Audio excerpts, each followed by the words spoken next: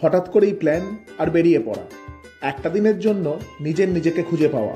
সাহেবিকতায় বলতে গেলে solo journey, আর solo journey to Diamond Harbour.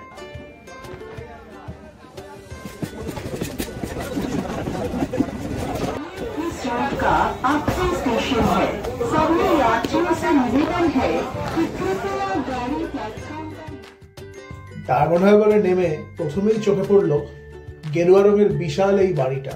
হ্যাঁ, এটাই হলো ডায়মন্ড হারবারের ভারত সেবাশ্রম সংঘ। স্বামী প্রণমানন্দজি মহারাজের আশীর্বাদ ধন্য এই আশ্রমটি দেখে মেন রোডের দিকে এগিয়ে চললাম।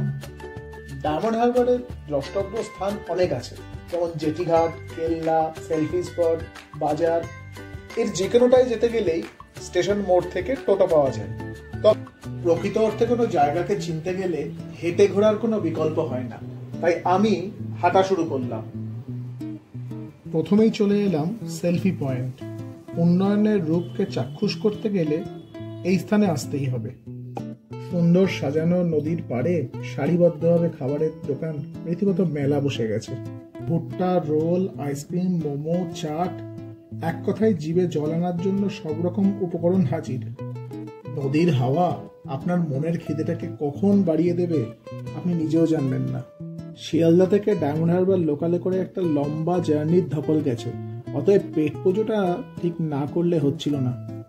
তবে সবকিছুকে ছাপিয়ে শো স্টপার কিন্তু এই লেখাটা। ছবি তুলিয়েদের জন্য আদর্শ এক জায়গা। এখানে কিছুক্ষণ সময় কাটিয়ে এরপর ভেবেছিলাম কেল্লা দেখতে যাব। হুগলি নদীর ধারে পর্তুগিজদের দ্বারা নির্মিত সুপ্রসিদ্ধ চিংড়িখালি কেল্লার ধ্বংসাবশেষ কয়েক বছর আগে অব্দিও দেখা যেত, কিন্তু আজ তার অস্তিত্বটুকুও খুঁজে পাওয়া যায় না। তাই সেদিকে আর পা না বাড়িয়ে হাঁটতে হাঁটতে চলে এলাম ডায়মন্ড হারবারের মূল জায়গা শ্যামাপ্রসাদ মুখার্জি পোর্টের কাছে। এর পাশেই রয়েছে জেটিঘাট। এখান থেকে ভেসেল, লঞ্চ সব যাতায়াত করে। ওপারে রয়েছে কুকড়াহাটি। কুকড়াহাটি থেকে বাস ধরে হলদিয়া যাওয়া যায়। হলদিয়ার ভিডিও পরে অবশ্যই আসবে। এখন আপাতত ডায়মন্ড হারবার। সময় নিয়ে আসলে আপনি ডায়মন্ড হারবারের পাশাপাশি রায়চক, বকখালি এবং গঙ্গাসাগরও ঘুরে নিতে পারেন।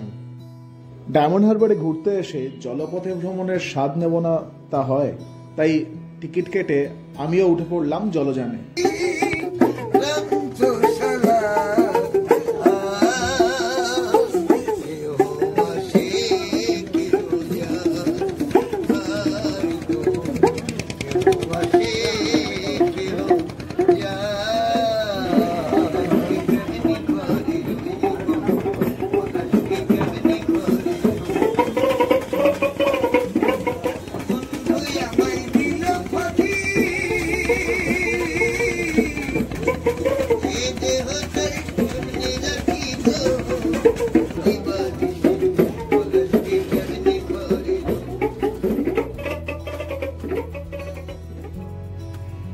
ডায়মন্ড হারবার থেকে কুকড়াহাটি যেতে 40 মিনিট মতন সময় লাগে, তবে সেটা নির্ভর করে স্রোতের উপর।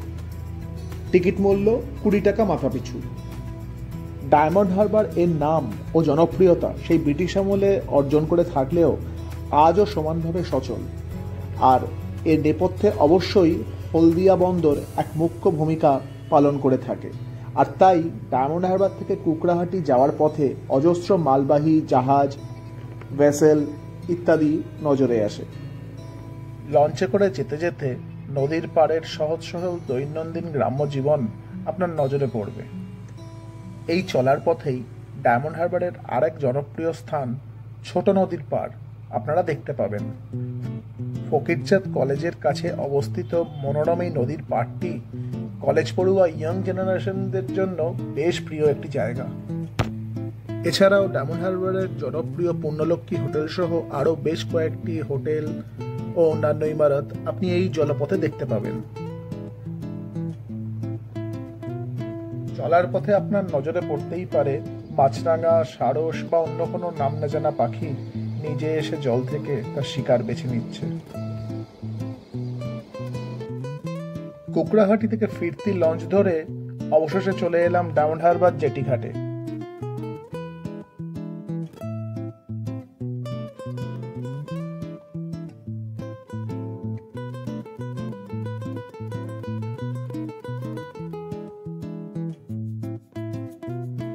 বেশ কিছুক্ষণ দাঁড়িয়ে রইলাম জেটিঘাটে, কারণ এটাই সেই জায়গা যেখান থেকে মন ভরে লক্ষ্য করা যায় ট্রলারের আনাগোনা।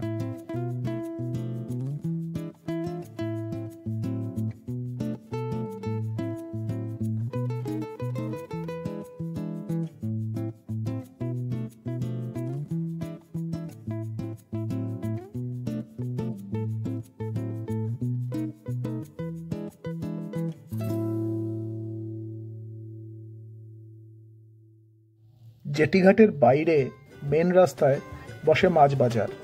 দরদাম করে কিনতে পারলে সুলভ মূল্যে এখানে বেশ ভালো মানের মাছ পাবেন আপনি। তবে হোলসেল রেটে মাছ কিনতে চাইলে ও আসল ইলিশের বাজার দেখতে চাইলে আপনাকে আসতেই হবে ডায়মন্ড হারবারের নগেন্দ্র বাজার।